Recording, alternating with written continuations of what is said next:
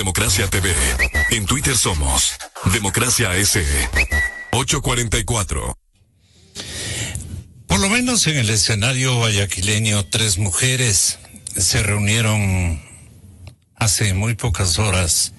Arquitecto Fernando Carrión, señor coronel Fausto Cobo, y entre las 3 dijeron: estamos aquí, el Frente Femenino, para optimizar la seguridad, y créanme que va a ser una tarea, sí, conflictiva, pero las mujeres vamos a demostrar que podemos ser y construir un gran frente antidelincuencial y que otorgue seguridades a la población del litoral y especialmente a la urbe porteña. La señora gobernadora, la ministra, que también coincidió en su primera visita al puerto principal en su condición de premier de la República, y también la señorita comandante en jefe de los escuadrones policiales de la ciudad de Guayaquil. Es mi paisana imbaureña, pero no me acuerdo. Varela, ¿no? La general Varela. Tanita. Muy bien, así le tratábamos antes cuando éramos jóvenes. A ver, señoras y señores, María Paula Romo, esta mañana en la televisión, ellos prefieren los audiovisuales, así no tengan el rating que tenemos las radios, prefieren los audiovisuales, ¿no? Bueno, en orden de importancia tal vez signifiquen eso. Incluso los políticos, los analistas, todos prefieren la televisión. Les veo que se sonrían. Pero ahora con la nueva tecnología, ya las cosas se ponen complicadas para la televisión convencional. Pero bueno, María Paula Romo en Ecoavisa, en la ciudad de, entiendo que Guayaquil, ¿no? ¿Qué dijo sobre el tema que me ocupa esta mañana con Fernando Carrión y Fausto Cobo? ¿Por qué la seguridad ha pasado a ser el primer reto y desafío de estos tiempos? La protección de los ciudadanos y sus familias, la lucha contra el delito y contra un delito que tiene muchas dimensiones. Por un lado hay una dirección de crimen organizado, antinarcóticos, pero por otro lado hay iniciativas de policía comunitaria o de policía turística. Entonces la gran complejidad del delito también exige una policía cada vez más especializada y organizada de forma más compleja. Esta seguridad, si bien es responsabilidad del Ministerio del Interior, no puede llevarla adelante solo. Tiene que colaborar con los gobiernos autónomos descentralizados, pero también con otros ministerios. Los temas de seguridad van desde la protección de los niños en las escuelas hasta seguridad vial. Entonces es ese el sentido de una mirada integral de seguridad, lo que será mi tarea para esta gestión. Hay que diferenciar entre los problemas de consumo y adicción, el microtráfico y el narcotráfico a gran escala. Para los problemas de consumo, los que afectan a la niñez, a la juventud, hay que tener un enfoque integral y de prevención desde el Ministerio de Salud, desde ocupar los espacios públicos, tener alternativas para el uso del tiempo. Esto es indispensable para evitar que los niños y los jóvenes se conviertan en adictos, y cuando así lo hacen también la respuesta tiene que ser de salud. No vamos a solucionar nada encarcelando a niños y jóvenes que han caído en una adicción. La que sí es una tarea indispensable es atacar la gran organización del narcotráfico que se asocia con otros ilícitos, con otras industrias ilegales y que además tiene una gran cantidad de dinero, de conexiones internacionales, por eso la cooperación es indispensable, y atacar estas organizaciones y su financiamiento. La obsesión, arquitecto Carrión, de la nueva ministra del Interior, casi siempre es la palabra mujeres. Y estaban 3 mujeres, y tiene toda la razón de preocuparse del otro género. Desde luego, han sido susceptibles de lamponería, de la pérdida de garantías, de seguridades, etcétera, etcétera. Pero hay cosas más graves. Esto sí lo ubica mucho más el otro género, mucho más concretamente el alcalde Nebot. ¿Qué están esperando para ponerla en vigencia, esa legislación? ¿Qué es lo que están esperando para que los que matan, violan, secuestran y roban no sigan saliendo de la cárcel con esa pasmosa, indignante y respetuosa hacia la policía, hacia la comunidad, velocidad con que hoy día lo hacen? No habrá seguridad. No habrá seguridad mientras la ley alcahuetea a los delincuentes, mientras que la ley favorezca a los delincuentes y no a la comunidad, mientras la ley favorezca a los victimarios y no a las víctimas. Y no habrá seguridad mientras no haya una política de Estado en materia de seguridad. No interviene en eso. Hasta que el gobierno, el señor Correa nos dijo, no necesitamos su ayuda, tampoco necesitamos la ayuda de la empresa privada. En esa época había una política. Jueces, fiscales, gobierno, alcaldía, empresa privada, policía, todos dentro de su competencia, juntos. Son dos visiones distintas, arquitecto. Bienvenido, señor coronel Fausto Cobo, nuevamente. Bueno, muchísimas gracias, Gonzalo, por la invitación. Un saludo cordial a Fausto y obviamente a toda la audiencia. Sí, el tema nuevamente se pone a la luz del día, el de la seguridad, el de la violencia, porque obviamente hay un incremento de los hechos delictivos que se están produciendo. Enumérelos, tenga la bondad. Quizás yo diría que hay dos tipos de delitos significativos. Uno que está vinculado a robos y hurtos. Me da la impresión que aquí probablemente la explicación vaya en el orden de la crisis económica que estamos viviendo en el país, porque este tipo de delitos se producen por razones económicas principalmente. Y el otro que es un delito que es mucho más violento, mucho más agresivo, que está vinculado principalmente, yo diría, al tema del narcotráfico. Y aquí hay una diferencia importante respecto de las muertes por causas externas que se producen en el territorio. Por ejemplo, en la frontera con Colombia, las tasas de homicidios son bastante más significativas de las que tiene todo el territorio nacional. En la costa nosotros tenemos más asesinatos que homicidios, que eso hay que tener en cuenta, porque el asesinato es con premeditación, es con alevosía, y esto está vinculado principalmente a las zonas portuarias, el caso de Esmeraldas, el caso de Guayaquil, el caso de Manta, el caso de Puerto Bolívar, etcétera, donde el tema del narcotráfico es absolutamente clave. Tengo cifras, por ejemplo, de Guayaquil. En estos 8 meses que ha transcurrido el año, ya llevamos 126 asesinatos, básicamente por la forma del sicariato y del ajuste de cuentas, que es algo que llama muchísimo la atención. Pero por otro lado también tenemos... Esto se ha acrecentado de última hora, ¿verdad? Sí, más o menos es un incremento de un 12% respecto al año pasado. Importantísimo, peligrosísimo, sí. Grave. A eso hay que añadirle una cuestión adicional, y que es uno de los grandes problemas que la ministra María Paula Romo va a tener que tener, que es el tema carcelario. En las cárceles de este rato hay 38,000 personas presas. ¿Por eso no cogen presos? No, yo creo que más bien hay un exceso, como llaman algunos autores, hay una inflación punitiva que está conduciendo a que las cárceles crezcan de una manera incontrolada. Pero el tema del garantismo a mí me preocupa, porque sí, es momento de ponerse firme este instante en todas las manifestaciones de contraataque que la sociedad tiene que dar a través de sus autoridades, fijándose en la ley y en los límites y en las garantías que tenemos todos. Ahora, en esto de las cárceles, Gonzalo, de principios de año para acá han habido 11 asesinatos en las cárceles. Dentro de las cárceles. Por amotinamientos, por hacinamiento, por ajuste de cuentas. Y entre esos asesinatos no está, que sería el 12º, el asesinato incluso de la directora de la cárcel de Guayaquil.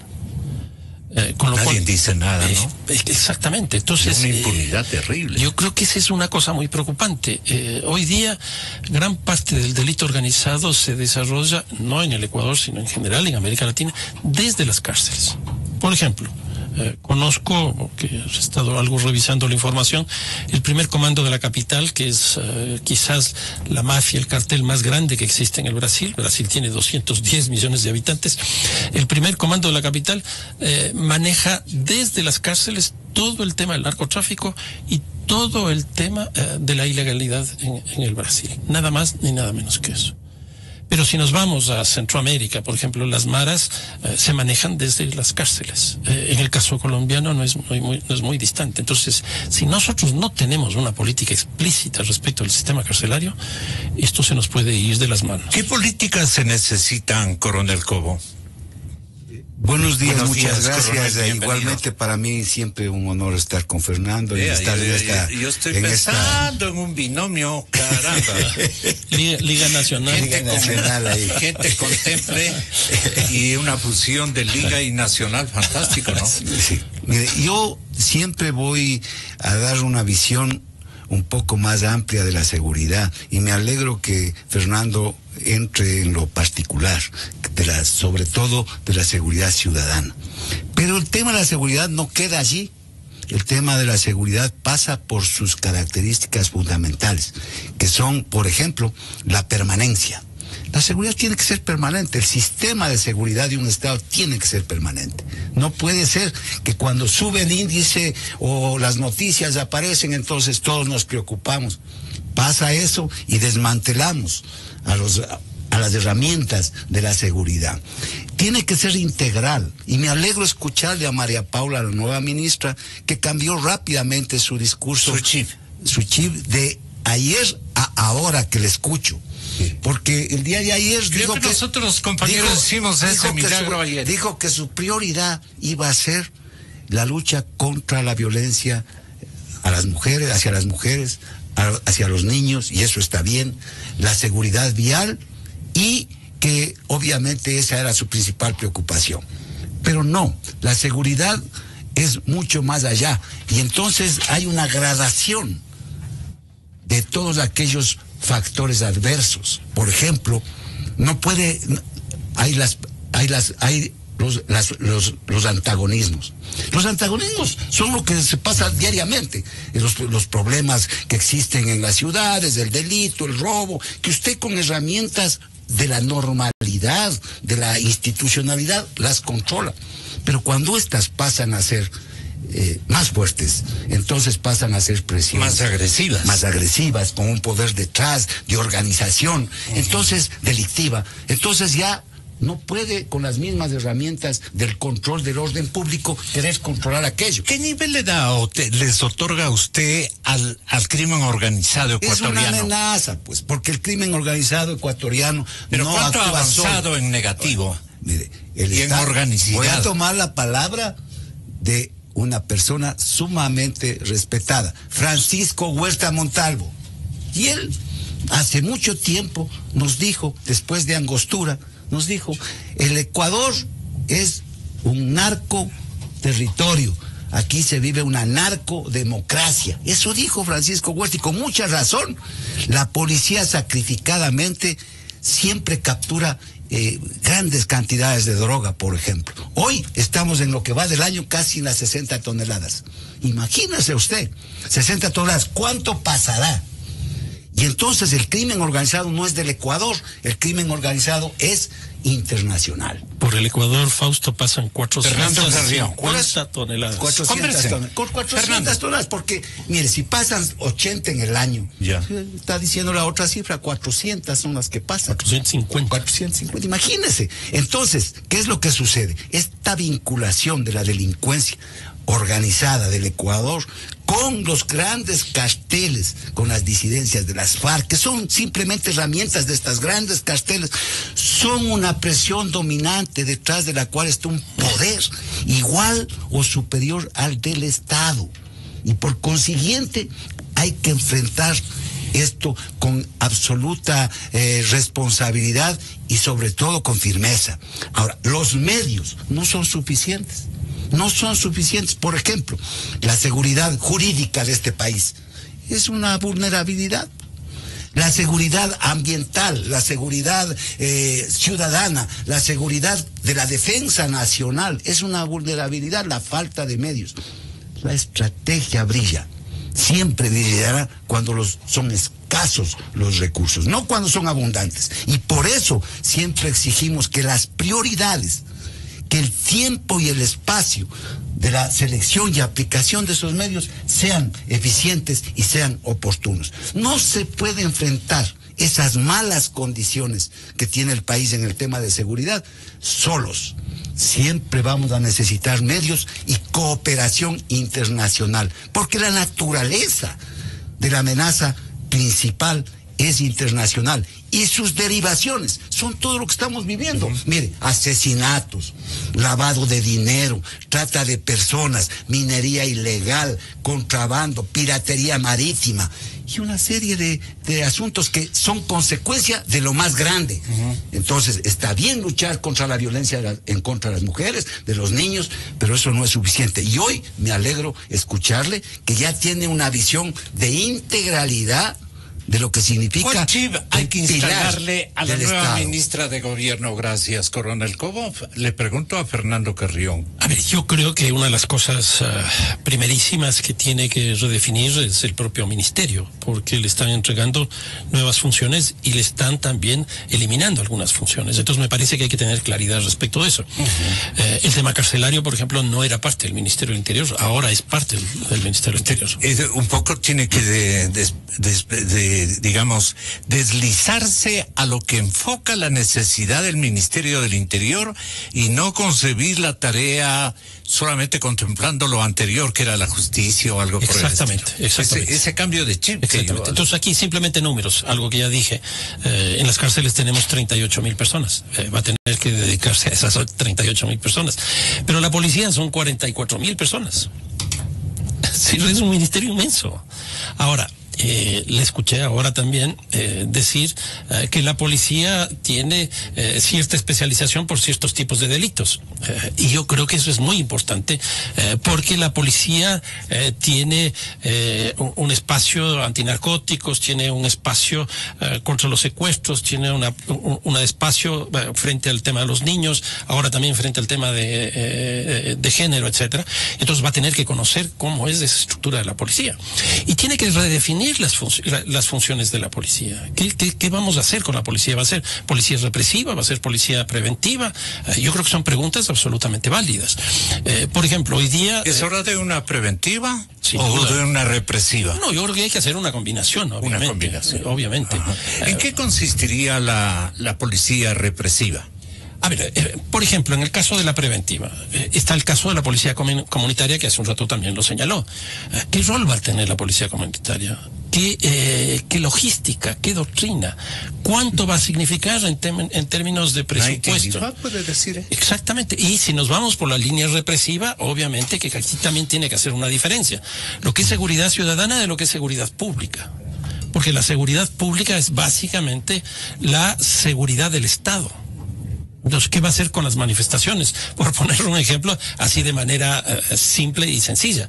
Porque puede ser que, por ejemplo, en una manifestación se le vaya las manos a la policía. Y la culpable va a ser ella. O sea, es un puesto bien complicado. Hemos tenido en este año, ¿qué son? 4 meses, hemos tenido ya 3 ministros del Interior. Es impresionante la inestabilidad que hay. ¿Por qué? El primer ministro cayó principalmente, creo yo, por el tema de la frontera, el asesinato y secuestro de los periodistas del Comercio. El segundo cae, me parece, porque no sabe manejar el tema de Venezuela, y que son cosas muy sensibles, porque son ministerios que manejan este tipo de temas. Ahora, aparte de eso, yo creo que tiene que tener una muy buena coordinación con el Ministerio de Defensa, porque son 2 ministerios que tienen que ver con 2 tipos de seguridades distintas. La una es seguridad nacional. O sea, María Paula con el general Jarrín tienen que trabajar, pero súper consensuando escenarios de combate. Pero yo tengo el orgullo en este momento de ser tan preciso para mencionarle a Francisco Huerta que usted, señor arquitecto, y el señor coronel Cobo se acordaron de él. y de su prédica de hace muchísimo tiempo, que lo hizo, gracias a Dios, en este medio de comunicación muchísimas veces. Francisco Huerta ha tenido esa bondad y ese talento de adelantarse a las cosas. Estamos hablando de la sinergia de seguridad pública que este momento se impone en la nueva gestión de María Paula y del ministro Jarrín, porque también los militares tienen que colaborar, no obstante que les hagan acuerdo lo del 30S. Ahora es otra época, señores miembros del alto mando, ya es otra época. Ustedes no deben ver por lo que ocurrió en esos tiempos, sino por lo que este momento necesita la sociedad ecuatoriana. No se desdibujen con esos, defendiendo episodios que fueron equívocos terribles, producto de lo que se organizó en esa temporalidad contra la Policía Nacional. Entonces, yo soy de frente, pues, Pancho, y usted ha sido siempre de frente. ¿Qué hay que decirle a la nueva ministra del Interior desde su punto de vista, con el respeto que ella se merece y que usted siempre caballerosamente ha ostentado? Muchas gracias, y a los amigos, saludos. Pienso que María Paula no necesita mayores consejos. Ella también debe haber morigerado sus puntos de vista respecto del convivir nacional y cómo, a pesar de que uno cultive cierta manera de pensar, esa no es la manera en que tienen que pensar todos los ecuatorianos. ¿A qué me refiero? A algunas posiciones extremadamente feministas. Sí hay la posibilidad de ser extremadamente feminista para mi punto de vista. Espero que esto no le moleste, no se trata de eso, pero sí de concertar y conciliar. Para concertar hay que poner el punto de vista de uno, pero admitir el de los demás, incluso a veces acogerlo, no solo admitirlo. En esa condición el país tiene que hacer un gran consenso para algunos de los grandes problemas que lo aquejan, aparte de la crisis económica. Estamos hablando del campo de lo político, aunque cada vez van más juntos todos, lo político, lo económico, lo nacional y lo internacional, etcétera. Por eso es que es más difícil gobernar, y no cualquiera se puede improvisar, aunque sea rector de una universidad, para ejercer esa condición. Requiere otras características, requiere otras experiencias, requiere haber pasado por la vida pública de concejal para arriba, y no así de golpe de ministro. Con eso por delante, el tema de la seguridad es, por supuesto, de las Fuerzas Armadas, de la Policía Nacional, con competencias establecidas en la Constitución para lo interno y lo externo, pero también es tema de todos nosotros, que hemos vivido siempre descuidados, esperando del gobierno de turno que haga las cosas que tenemos que hacer todos. El narcotráfico no puede prosperar en la magnitud con que prospera sin altas complicidades en distintos estamentos de la sociedad, incluida la iglesia, para ponerlo así de duro y para que la gente se conmueva y piense, es cierto. No solo está infiltrada las Fuerzas Armadas y la Policía Nacional hace mucho tiempo, sino amplios estamentos de la vida política y de la vida pública, vía medios de comunicación incluidos. Entonces el tema es grave, sí, estamos tomados, y ese es un factor de inseguridad por el narcotráfico, por la narcoguerrilla, y por todas las conexiones internas que hacen estremecer, incluida la posibilidad, ojalá solo posibilidad, de tráfico de órganos. Hemos visto lo que pasa con los niños que aparecen convertidos en cadáveres, pero sin vísceras. Hay tráfico de órganos en el continente. De eso también tenemos que cuidarnos en el Ecuador. Yo creo que la ministra tiene entonces que pedir la colaboración de todos, ser un factor de conciliación y no de polémica. Aquí no se trata de brillar porque hay contradicciones, sino de brillar porque se logran consensos. Coronel Cobo, ese sería el punto de vista. ¿Qué le preguntaría a Pancho Huerta a usted, o qué aplaudiría de Pancho Huerta como estaban ejercitando hace contados instantes? Bueno, mi teniente o mi capitán, Francisco Huerta, siempre ha sido un ejemplo para nosotros y para todos los ecuatorianos. ¿Llegó a la capitanía usted o solo se quedó de teniente? No, me acaban de ascender, le agradezco. Ya. siempre ha sido nuestro ejemplo y por consiguiente le seguimos los ciudadanos en su quehacer periodístico, político, pero sobre todo como ser humano y como ciudadano. ¿Qué quisiera conversar con Pancho? Nuestro caramba. Queríamos que sea nuestro alcalde Fernando Carrión, pero no se anima. No se deja. No se deja. No, obviamente también un saludo cordial a Pancho, con quien me une unos lazos de amistad, no de tipo militar, sino ciudadana, en este caso. Sí. A ver, yo algo decir ciudadano también. Pues también. Bueno. Sobre todo. A ver, yo quisiera tres cositas.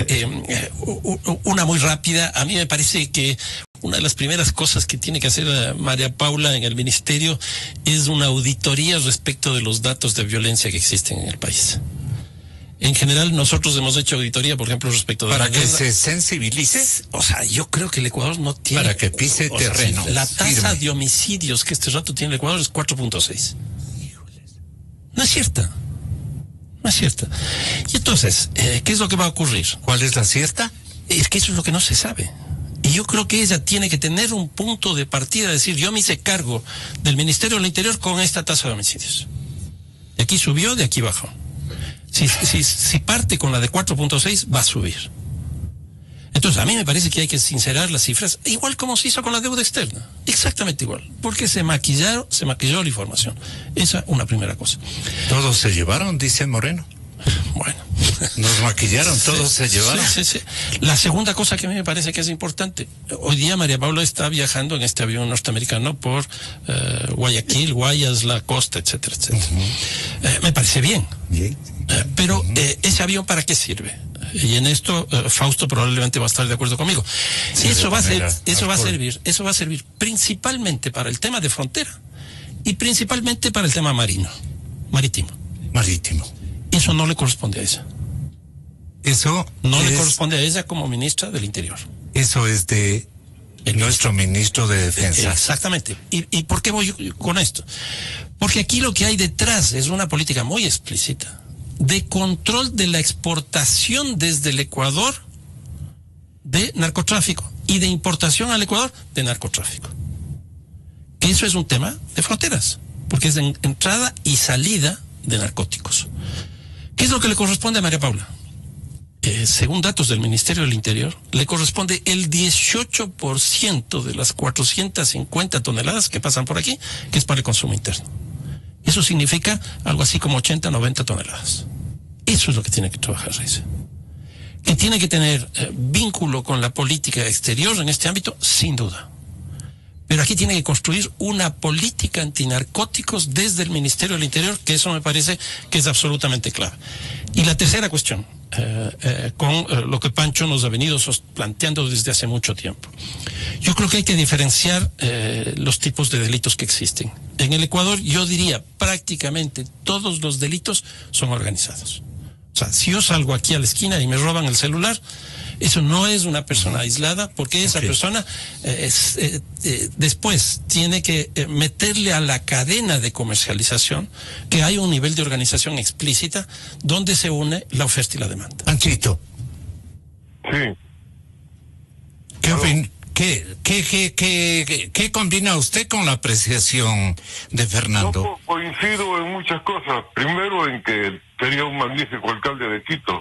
Lo que necesitamos es gente que hable de lo que Fernando habla respecto de las ciudades. Pero también se improvisa. Se cree que porque se es buen futbolista se puede ser buen alcalde. Imagínese. Estamos así estrictos, ¿no? Así es. En los temas de seguridad también tienen una base técnica. Ojalá se parta de conocimiento real, así como en temas de salud, si no sabemos cuánto hay de leishmaniasis, para decir algo, de paludismo o lo que fuese, y quiénes lo están transmitiendo y dónde, establecer los hechos epidemiológicos con claridad. Igual con esas mismas apreciaciones se pueden manejar los temas de violencia y de inseguridad, y por supuesto los de narcotráfico. Entonces eso es imperativo. Pero recordemos, para tener memoria, que alguna vinculación debe haber tenido María Paula con la tabla famosa de consumo de drogas para uso personal, considerando que era un problema de salud y no un problema policial. ¿hasta cuándo vamos a seguir con esas tablas que no han servido para sino el fomento del consumo? Sin negar que este es un problema de salud, pero por eso mismo. Entonces, ahí hay muchas cosas que hacer en la planificación integral de una política de seguridad. Tiene que ser compartida, obviamente, con Fuerza Armada, aunque ejecutada por ella, en lo interno. Bien ha hecho Fernando en separar el volumen del narcotráfico para exportación y para consumo interno. Y bien ha hecho también en señalar las precauciones que debe tomar la ministra del Interior en andar volando en aviones para controlar fronteras. Eso es de Osvaldo, ¿no? ¿Perdón? Eso es del general Osvaldo Jarrín. Yo digo que de todos, ¿no? Pero en la persona específica de quien tiene la responsabilidad concreta es el Ministerio de Defensa, obviamente. Que tampoco se lo quiero atribuir como propiedad a un buen amigo. Sí, Pancho, gracias. El coronel Cobo. Es muy difícil dividir este momento por la complejidad y la naturaleza de las presiones, de las amenazas entre lo que es seguridad ciudadana, seguridad pública, defensa nacional. Por eso el concepto transversal es de integralidad. Y los líderes, las personas que ejercen la gestión administrativa, operativa, tienen que tener esa visión. Y claro, obviamente sin perder su papel. Siempre dije yo, y me ratifico, que cuando salió la base de Manta, del Ecuador, lo que se perdió son las capacidades estratégicas. Y un efecto que tiene una connotación importante en la defensa nacional, pero también en la seguridad ciudadana, que es la disuasión. Cuando un sistema no produce disuasión, entonces absolutamente los delincuentes, las personas que están contrarias a la seguridad del Estado en general, se pasean como en su casa, aterrizan en las carreteras con las avionetas del narcotráfico, sacan la droga por donde ellos quieren, roban los celulares, porque no hay disuasión. Entonces, ese es el efecto que hay que buscar con el sistema.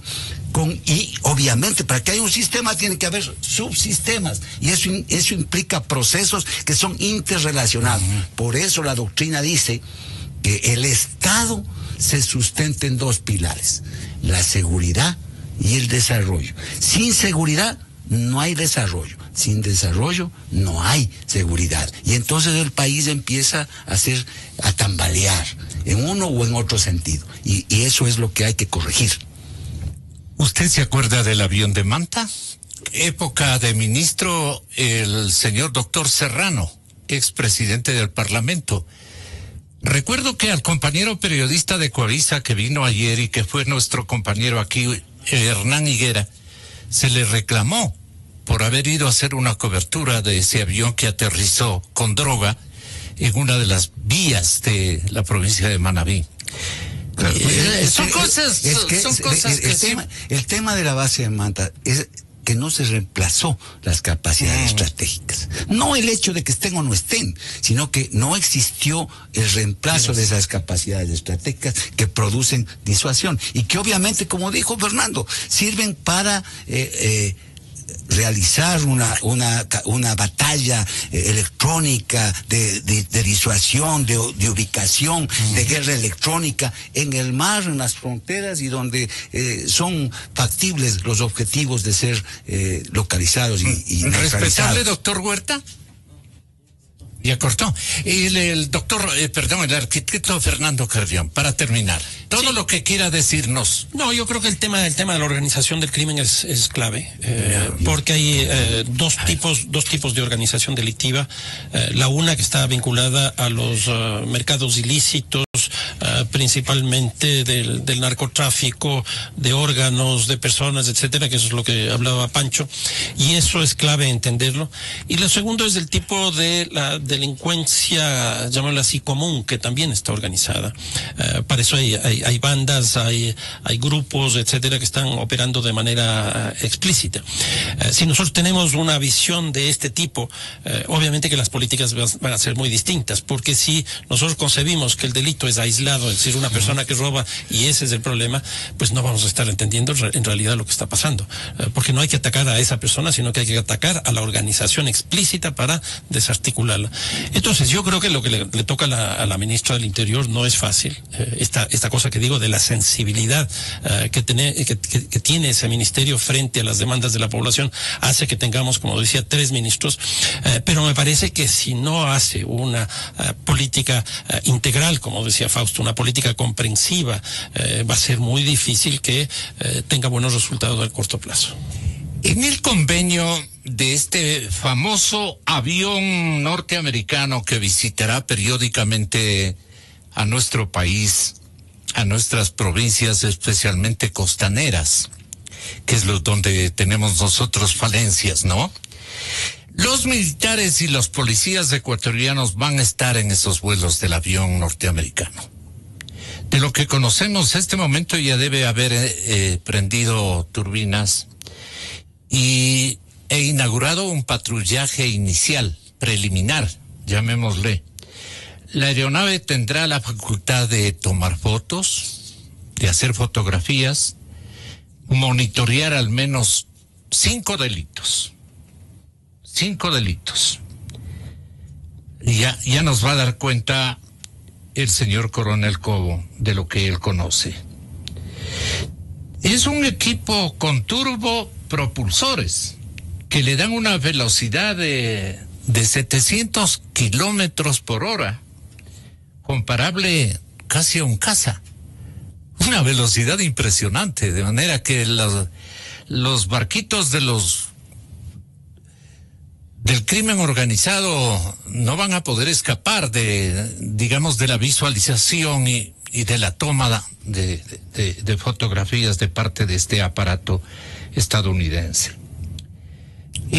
Algunas otras características que usted quiera demostrarle con sus amplios conocimientos militares, señor Coronel Cobo, le dejo con la audiencia. Muchas gracias. Es un fabricado por Lockheed, la fábrica norteamericana, es un P-3B, que es una versión, que hay muchas versiones de este modelo. Apareció este Orión, apareció en la década de los 50, participado en muchísimos conflictos, es multifuncional, puede ser armado cuando tiene que serlo.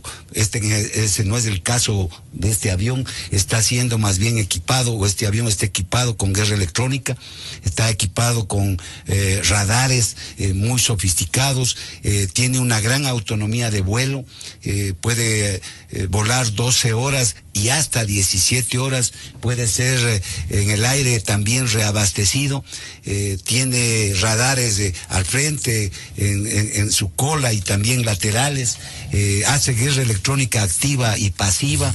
Esto quiere decir interdicción, interferencia, bloqueo y una serie de otras especialidades. Cada especialidad a la gente. Interferencia significa que usted emite una señal y bloquea comunicaciones en superficie. De acuerdo.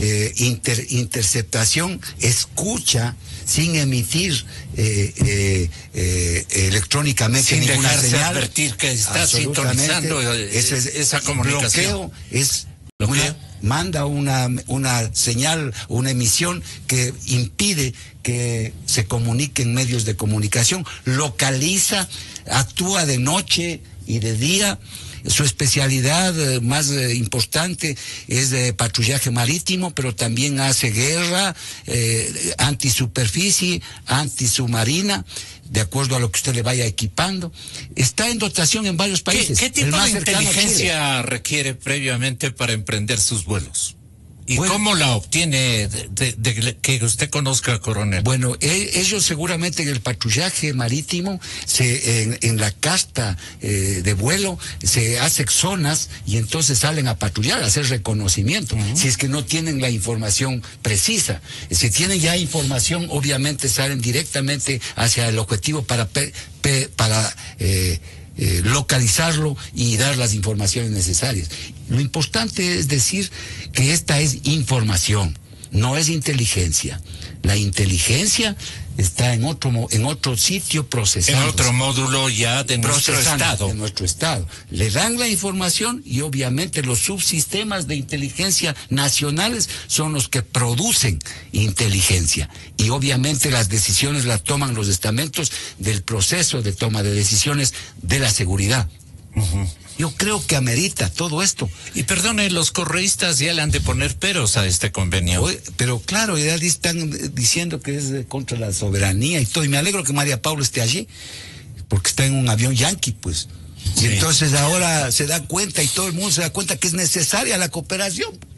Claro. Que sí. Y me alegro de María Paula, que inclusive me gustaron las declaraciones del día. Porque las limitaciones que tiene nuestro país... Una cosa es con guitarra y otra cosa es con violín. Ese es el tema. Sí. Agregue algo más, Fernando. ¿Qué puedo decir frente a este músico que nos ha acompañado? Ya. Pero más del avión que tú hayas leído, tal vez. Más del avión. Más de lo que busca la Unión Americana con esta contribución tecnológica aviatoria tan importante, la que no tenemos justamente. Chile tiene el avión, ¿no? De dotación. Uh-huh. Bueno, quizás respecto a lo que dice Fausto... Chile dice que tiene un avión. Sí, le escucho. Más que respecto de las características del avión, que bueno, Fausto supongo que ha descrito las características, con lo que me quedo es con la idea esta... No le falta nada de cuando fue director de la Academia de Guerra. Claro. Pero me quedo con esta idea que él sostiene, que básicamente lo que el avión ese produce es información. Y yo creo que ahí hay dos cosas que deberíamos articular, que me imagino que estará en ese campo. Lo uno es el tema de inteligencia que él mismo sostiene, y la otra es ya tomar acciones específicas. Por ejemplo, yo supongo que si el avión está por el mar y encuentra ahí un barco extraño, tiene que tener contacto, en este caso no con tierra, sino con mar, y entonces tiene que tener fragatas, tiene que tener barcos, no sé cómo se llamen. En mar territorial, de hecho, va a tener buques de la Armada estadounidense en mar fuera abierto, internacional, obviamente, pero también tiene que tener el apoyo y la complementariedad del equipamiento naval ecuatoriano. Y hoy probablemente me explico el porqué de estos 120 millones de dólares que ha pedido las Fuerzas Armadas para comprar algo de infraestructura respecto de la actuación en la zona marítima. Usted, coronel, que anda por Bogotá, en cumplimiento de sus funciones, seleccionado por el pueblo ecuatoriano, dicen que esta aeronave no tiene permiso para sobrevolar línea fronteriza con Colombia. Entonces, ¿de qué estamos hablando en términos de cooperación? La aeronave no podrá volar en cordón fronterizo con Colombia. No, yo creo que ahí va a especificar bien el convenio. No se olvide que hay varias bases americanas en Colombia que están operando desde allí. De lo que tengo entendido, este avión se va a Colombia. Así es. Y claro, tiene... Los compañeros del diario El Comercio dicen así. La aeronave no podrá volar en el cordón fronterizo con Colombia, dice la redacción de seguridad del Comercio. Pero no que nos aclaren, ¿no? Que nos aclaren. Sí, habría que ahora, no hay con que esta tecnología probablemente no necesita volar. Claro. Tiene este avión vuela a 30.000 pies. Exactamente. Vuela a 30.000 pies. Claro. Este avión tiene esa capacidad. Los satélites ya tienen esa información también, y no tienen que volar los satélites por encima. No es cuestión de nuestras avionetitas o las del presidente Uribe, tal vez se equivocan, volando la línea fronteriza, pero eso casi a ras de piso. Yo creo que en otro momento hay que hablar sobre esos 108 millones de las Fuerzas Armadas, porque yo, por ejemplo, no estoy muy claro en las prioridades. Yo soy un ciudadano y un militar que conozco, y está bien que le den medios a las Fuerzas Armadas, pero cuando usted tiene medios escasos, está en una crisis, hay que optimizar los recursos que le dan. Entonces yo, particularmente, tengo mis anotaciones para cuestionar constructivamente. También en el tema de Bogotá. Pero no explicaba yo, incluso dije aquí, hay esos 108 millones que no se explican en qué se van a gastar, pero están destinados a la institución militar. Pero no es ahora, no es en 3 o 4 años, varios proyectos. Por eso digo, algunos proyectos no estoy muy de acuerdo por la escasez de recursos y las prioridades que ameritan. Y en el tema de Bogotá, aquí en esta emisora, también se habló un poco del Parlamento andino en el tema regional de seguridad. Y yo le digo una cosa, y le digo al señor ministro de Defensa con mucho respeto. No es el Parlamento andino el llamado a solucionar los temas, por ejemplo, de migración. En el sistema andino existen instancias políticas para aquello. Y entonces está, por ejemplo, el Consejo de Presidentes de la región andina, el Consejo de Ministros de Relaciones Exteriores. Ellos son los que tienen la capacidad política de orientar al sistema para que tome una u otra acción. El Parlamento andino está para exhortar, está para realizar normas, marcos normativos, pero para la solución de la coyuntura está esas instancias, y ahí los ministros deberían decir al presidente de la República, por ejemplo, que convoque al Consejo de Seguridad Nacional nuestro, de Seguridad Pública y del Estado, para que ahí se haga una estrategia de solución de ese problema, que es un problema grave, y que se le inste al presidente para que él lidere la convocatoria al Consejo de Presidentes, por ejemplo, o al ministro de Relaciones Exteriores para que vaya y convoque al ministro de Relaciones, al Consejo de Ministros de Relaciones Exteriores. Y entonces ahí nos orienten al sistema. Muy bien. Buscando la verdad, mañana, 6:45 de la mañana, con este servidor. Yo soy Gonzalo Rosero. Gracias a Fernando y muchísimas gracias al coronel Cobo.